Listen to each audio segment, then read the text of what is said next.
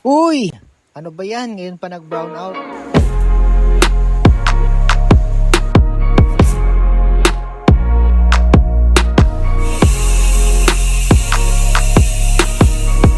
Ito, ang hub light from Rock Bros. Pwede kang umorder nito ng single unit. Pero syempre, dalawa na agad ang kinuha ko. Pagbukas ko pa lang ng unit, ay hindi ko in-expect na ang angas pa lang ng itsura nito. Chargeable na ito via USB kaya hindi ka bili ng bagong baterya. Press and hold lang para i-on at naka-random colors na ang default mode niya. Automatic na rin itong mag-off kapag hindi nagalaw yung bike. May sensor naman ito at kusa lang iilaw. Isang pindot naman para pumili ng mode, 7 colors ang pagpipilian. May kasama na rin palang USB cable yung back at yung fitting foam para humigpit yung kapit niya sa hubs. Pindutin lang natin yung insert lock nito para buksan. Meron pala itong dalawang diameter at ang pinili natin ay 39mm. Ang gagamitin kong foam ay yung makapal para sa Speed 1 hubs. Ididikit lang natin ito sa magkabilang side at ready na tayong i-install sa bike natin. Kakabit lang natin ito sa hubs hanggang mag-click.